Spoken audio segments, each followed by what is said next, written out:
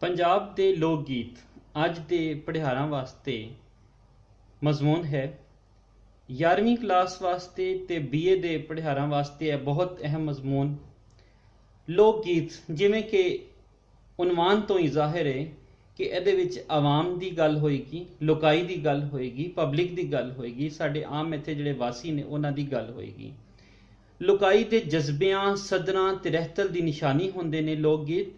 ਇਹਦੇ ਵਿੱਚ जिथे वसेब ते रहतल की गल होंदी है ਉਹਦੇ नाल नाल तवारीख, समाजी हालत ते सकाफत दीयां झलकियां भी होंदियां ने, हत्ता कि उस समाज दे मजहब दे रंग भी ਉਹਦੇ ਵਿੱਚ वेखे जा सकते हैं। यह लोक गीत कौन लिखता है?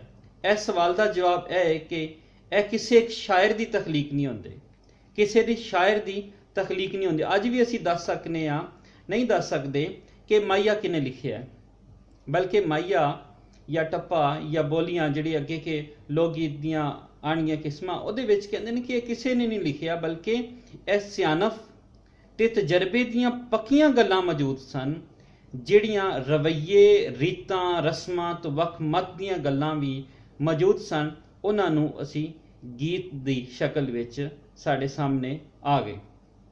पंजाब दी तवारीख सदियां पुरानी है ते इस दे लोक गीत भी दुनिया की अदब की तवारीख विच सब तो पुराने ने, क्यों जे इल्म ते अदब इस धरती का सब तो सोहना जिहड़ा है वो जेवर है।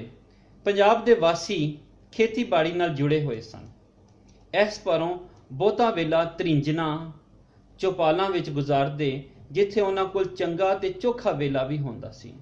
त्रिंजना दे विच खवातीन जिहड़ियां होंदियां या बच्चियां होंदियां वो चरखा कतदियां सन ते चौपालां दे विच गभरू जिहड़े ने वो बैठे सन, लोक कहानियां पढ़दे, लोक किस्से पढ़दे। इस तो वख लोक गीत राही अपने जज्बियां का इजहार करना भी वो अपना फर्ज समझते। कुछ गीत सवानियां वास्ते मखसूस हो गए ते कुछ गीत गभरुआं वास्ते महसूस हो गए। इसलिए उन्हां दे बोलां विचों भी सानू सब कुछ नज़र ही आंदा है। इन्हां गीतां विच पंजाब की सच्ची ते समुची तस्वीर नज़र आती है। पंजाब के कुछ लोक गीतां दा वेरवा इंज है जिहदे विच असीं सब तो पहले माइये दे हवाले नाल गल करने आ। माइया इसका लफ्सी मतलब है चन्न वर्गा। माँ अरबी च चन्न आखदे ने, माइया चन्न वर्गा। शायरी की इस्तलाह विच डेढ़ मिसरे विच किसी जज्बे, ख्याल या मजमून नूं बयान किया जाता है। पहला मिसरा बेमानी होंदा है, जबकि दूजे मिसरे विच जज्बा या ख्याल बयान किया जाता है। कुछ सूझवाना दे नेड़े गुजरात के मशहूर आशक ते माशूक माइया ते बालो दे नाल इस नूं मनसूब किया जाता है।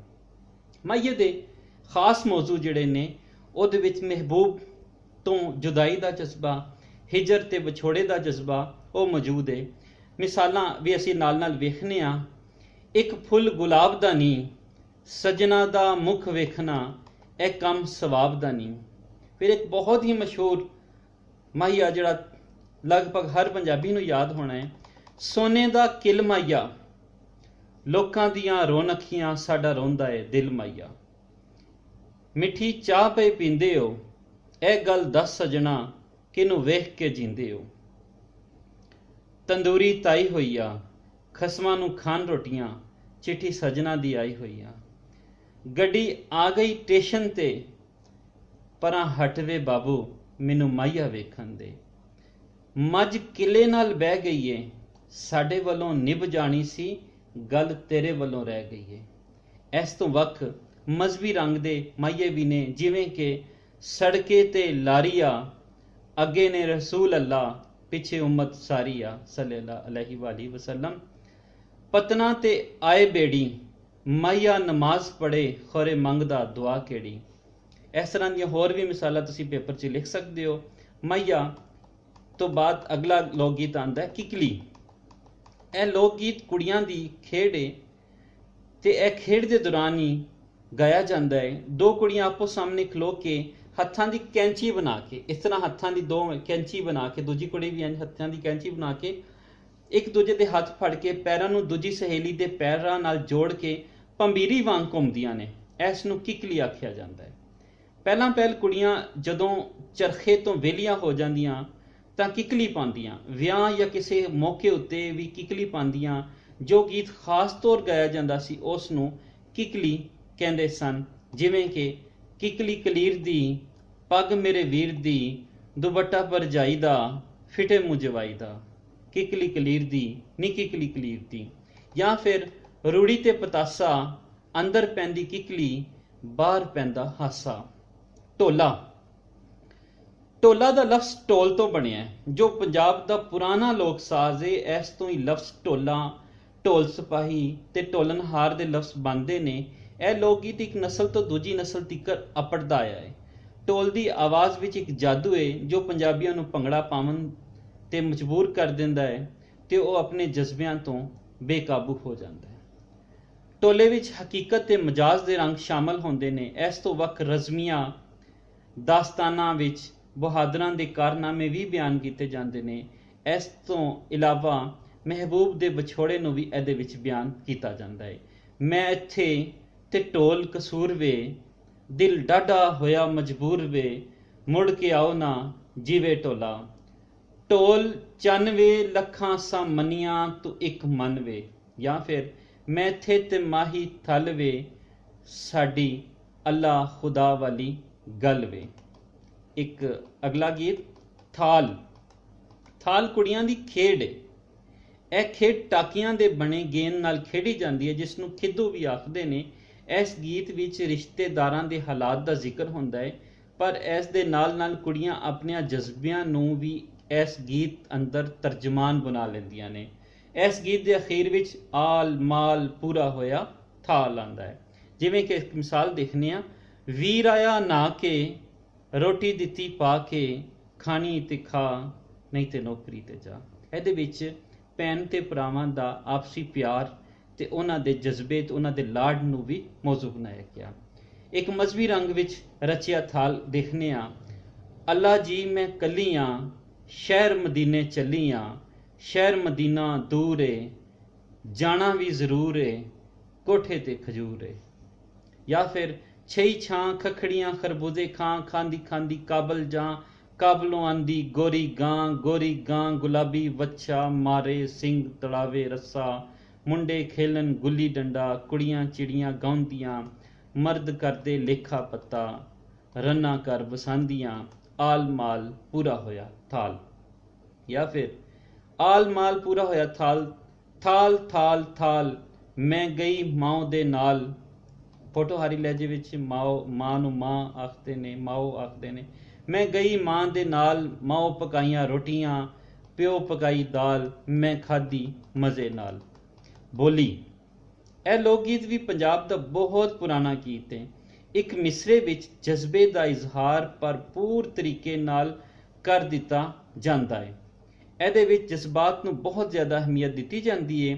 ਬਹੁਤ ਸਾਰੀਆਂ ਜਜ਼ਬਿਆਂ, ਸਦਰਾਂ ਨੂੰ ਇੱਕੋ ਮਿਸਰੇ ਵਿੱਚ ਬਿਆਨ ਕਰਨਾ ਐਵੇਂ ਹੀ ਹੈ ਜਿਵੇਂ ਦਰਿਆ ਨੂੰ ਕੁੱਜੇ ਵਿੱਚ ਰੱਖ ਦੇਣਾ। ਇੱਕੋ ਹੀ ਖਿਆਲ ਨੂੰ ਇੰਤਹਾਈ ਮੁਖਤਸਰ ਅੰਦਾਜ਼ ਨਾਲ ਐਸੇ ਸ਼ੇਰੀ ਸਿੰਧ ਵਿੱਚ ਹੀ ਬਿਆਨ ਕੀਤਾ ਜਾ ਸਕਦਾ ਹੈ, ਜਿਵੇਂ ਕਿ ਲਿਖਦੇ ਨੇ, ਬੋਲੀ ਜਿਹੜੀ ਉਹ ਬੋਲੋ, ਚਿੱਟੇ ਦੰਦ ਹੱਸਣੋਂ ਨਹੀਂ ਰਹਿੰਦੇ, ਲੋਕੀ ਭੈੜੇ ਸ਼ੱਕ ਕਰਦੇ।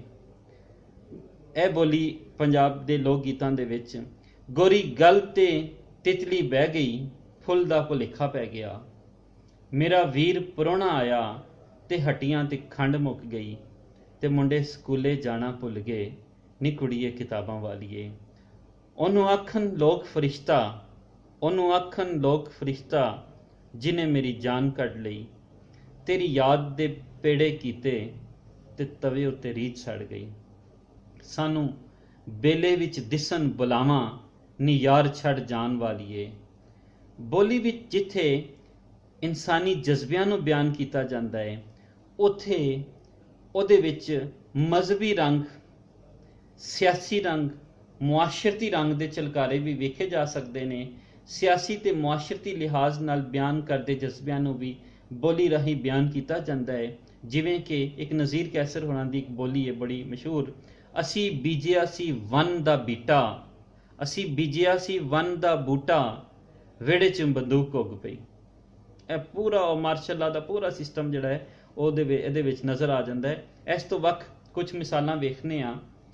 ਉਹ ਯਾਰ ਨਮਾਜ਼ਾਂ ਵਰਗਾ ਅੱਠੇ ਪੈਰ ਰਵਾਂ ਪੜਦੀ, ਉਹਨੂੰ ਮਿਲ ਕੇ ਜਦੋਂ ਮੈਂ ਆਵਾਂ ਨੀ ਮੈਨੂੰ ਘੱਟ ਵੇਖਿਆ ਕਰੋ। ਇਹ ਦੋ ਬੋਲੀਆਂ ਰਾਏ ਨਾਸਰ ਹੋਰਾਂ ਦੀਆਂ ਬੜੀਆਂ ਮਸ਼ਹੂਰ ਬੋਲੀਆਂ ਨੇ।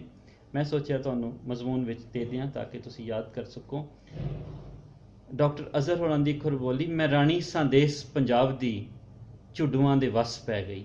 ਇਹ ਪੰਜਾਬੀ ਜ਼ੁਬਾਨ ਦੇ ਬਾਰੇ ਹੈ ਕਿ ਲੋਕ ਪੰਜਾਬੀ ਜ਼ੁਬਾਨ ਜਿਹੜੀ ਹੈ ਉਹ ਛੱਡ ਜਾ ਰਹੇ ਨੇ, ਅਤੇ ਇਹ ਕਿਸੇ ਵੇਲੇ ਇਸ ਦੇਸ਼ ਦੀ ਰਾਣੀ ਹੁੰਦੀ ਸੀ ਜਿਹੜੀ ਹੁਣ ਨੌਕਰਾਣੀ ਤੋਂ ਵੀ ਭੈੜੀ ਹਾਲਤ 'ਚ ਹੈ।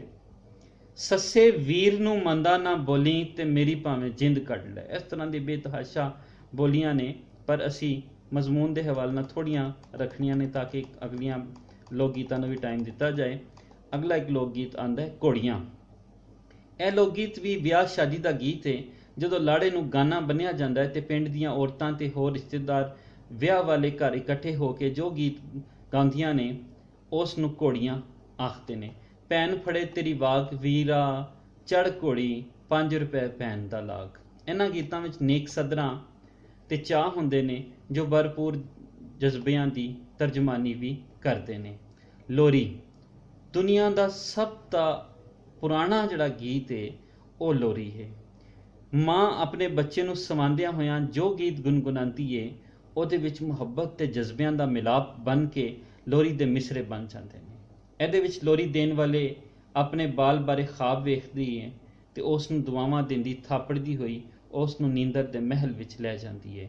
ਅੱਲੜ ਬੱਲੜ ਬਾਵੇ ਦਾ, ਬਾਵਾ ਕਣਕ ਲਿਆਵੇਗਾ, ਬਾਵੀ ਬਹਿ ਕੇ ਛੱਟੇਗੀ, ਮਾਂ ਪੂਣੀਆਂ ਵੱਟੇਗੀ, ਬਾਵੀ ਮਨ ਪਕਾਵੇਗੀ, ਬਾਵਾ ਬੈਠਾ ਖਾਵੇਗਾ, ਕਾਕਾ ਖਿੜਖਿੜ ਹੱਸੇਗਾ। ਲੋਰੀ ਦਾ ਇੱਕ ਹੋਰ ਰੰਗ ਵੇਖੋ, ਅੱਲਾ ਵਾਲੀ ਤੂੰ, ਦਿੱਤਾਈ ਤੇ ਪਾਲੀ ਤੂੰ।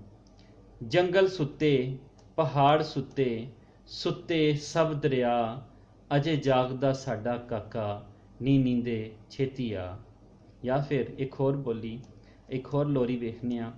ਅੱਲਾ ਵਾਲੀ ਕੁਲ ਦਾ, ਦਾਣਾ ਫੱਕਾ ਮੁੱਲ ਦਾ, ਕਾਲ ਨਹੀਂ ਭੁੱਲਦਾ। ਕਾਲ ਕਹਿਤ ਵਾਲਾ ਵੇਲਾ, ਗਰੀਬਾਂ ਦੇ ਵਾਸਤੇ ਦੁਪਹਿਰੀ ਕੰਡਾ ਖੁੱਲਦਾ। ਜਾਂ ਫਿਰ ਕਣਕ ਦੀ ਰੋਟੀ ਪਕਾਵੇ ਹੀਰ ਗੋਰੀ, ਖਾਏ ਕਾਕਾ ਪਰੀਆਂ ਤੋਂ ਚੋਰੀ। ਇਸ ਤੋਂ ਅੱਗੇ ਜਿਹੜਾ ਲੋਕ ਗੀਤ ਹੈ ਜੁਗਨੀ। ਪੰਜਾਬ ਦਾ ਇੱਕ ਹੋਰ ਜ਼ਿਕਰਯੋਗ ਲੋਕ ਗੀਤ ਜੁਗਨੀ ਵੀ ਹੈ। ਜੁਗਨੀ ਲੋਕ ਗੀਤ ਵਿੱਚ ਇੱਕ ਕਿਰਦਾਰ ਪੇਸ਼ ਕੀਤਾ ਜਾਂਦਾ ਹੈ ਜੋ ਵੱਖ-ਵੱਖ ਥਾਵਾਂ ਤੇ ਜਾ ਕੇ ਸਮਾਜ ਦੇ ਕਈ ਰੂਪ ਵਿਖਾਉਂਦਾ ਹੈ, ਪਰ ਇਹਦੇ ਨਾਲ ਜੁਗਨੀ ਵਿੱਚ ਪਿਆਰ, ਮੁਹੱਬਤ, ਇਸ਼ਕ ਦੇ ਜਜ਼ਬੇ ਨੂੰ ਵੀ ਬਿਆਨ ਕੀਤਾ ਜਾਂਦਾ ਹੈ।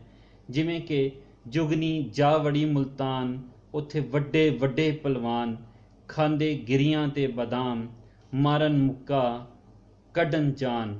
ਵੀਰ ਮੇਰਿਆ ਜੁਗਨੀ ਕਹਿੰਦੀ ਆ ਜਿਹੜਾ ਨਾਮ ਅਲੀ ਦਾ ਲੈਂਦੀ ਆ। ਟੱਪੇ ਪੰਜਾਬ ਦੀ ਪਛਾਣ ਮਜਲਿਸਾਂ ਤੇ ਮਹਿਫਲਾਂ ਵੀ ਨੇ। ਜਦੋਂ ਚਾਰ ਜੀ ਜੁੜ ਕੇ ਬੈਠਦੇ ਨੇ, ਸਮਾਂ ਬੰਨ੍ਹ ਲੈਂਦੇ ਨੇ, ਖੁਸ਼ੀ ਦੇ ਮੌਕੇ 'ਤੇ ਟੱਪੇ ਖਾਸ ਤੌਰ 'ਤੇ ਗਾਏ ਜਾਂਦੇ ਨੇ। ਇਹਦੇ ਵਾਸਤੇ ਕੋਈ ਮੌਜੂ ਇਸ ਵਾਸਤੇ ਅਲੱਗ ਨਹੀਂ ਕੀਤਾ ਗਿਆ, ਇਸ ਲਈ ਇਹਨੂੰ ਮਰਦ ਤੇ ਔਰਤ ਕੋਈ ਵੀ ਬਿਆਨ ਕਰ ਸਕਦਾ ਹੈ, ਕਿਉਂ ਜੇ ਇਹਦੇ ਵਿੱਚ ਮੌਜੂ ਦੀ ਖੁੱਲ੍ਹ ਹੈ ਅਤੇ ਉਹ ਮਜਲਸੀ ਰੰਗ ਨੂੰ ਖਾਸ ਕਰਕੇ ਬਿਆਨਣ ਲਈ ਵਰਤਿਆ ਜਾਂਦਾ ਹੈ। ਜਿਵੇਂ ਕਿ ਬਾਰੀ ਬਰਸੀ ਖਟਣ ਗਿਆ ਤੇ ਖੱਟ ਕੇ ਲਿਆਂਦੇ ਪਤਾਸੇ, ਰੂਪ ਜਵਾਨੀ ਵਾਲਾ ਜਿਹੜਾ ਹਰ ਥਾਂ ਲਾਵੇ, ਜਿਹੜੀ ਰੂਪ ਜਵਾਨੀ ਨੇ ਅੱਗ ਲਾਈ ਹਰ ਪਾਸੇ। ਬਾਰੀ ਬਰਸੀ ਖਟਣ ਗਿਆ ਤੇ ਖੱਟ ਕੇ ਲਿਆਂਦੇ ਪਤਾਸੇ, ਰੂਪ ਜਵਾਨੀ ਨੇ ਅੱਗ ਲਾਈ ਹਰ ਪਾਸੇ। ਛੱਲਾ ਇੱਕ ਅਜਿਹਾ ਜ਼ੇਵਰ ਹੈ ਜੋ ਮਰਦ ਜਾਂ ਸਵਾਣੀਆਂ ਦੇ ਹੱਥ ਦੀ ਉਂਗਲ ਜਾਂ ਚੀਚੀ ਵਿੱਚ ਪਾਇਆ ਜਾਂਦਾ ਹੈ। ਇਸ ਨੂੰ ਮਹਿਬੂਬ ਵੱਲੋਂ ਮਿਲੀ ਇੱਕ ਨਿਸ਼ਾਨੀ ਵੀ ਸਮਝਿਆ ਜਾਂਦਾ ਹੈ ਅਤੇ ਪੰਜਾਬ ਦੇ ਲੋਕ ਗੀਤਾਂ ਵਿੱਚ ਇਸ ਦਾ ਬਹੁਤ ਜ਼ਿਕਰ ਮਿਲਦਾ ਹੈ।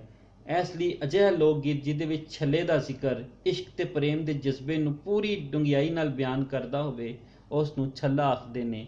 ਪਰ ਇਹਦੇ ਨਾਲ ਨਾਲ ਇਹਦੇ ਵਿੱਚ ਹੋਰ ਮੌਜੂ ਵੀ ਸਮੋਏ ਜਾ ਸਕਦੇ ਨੇ।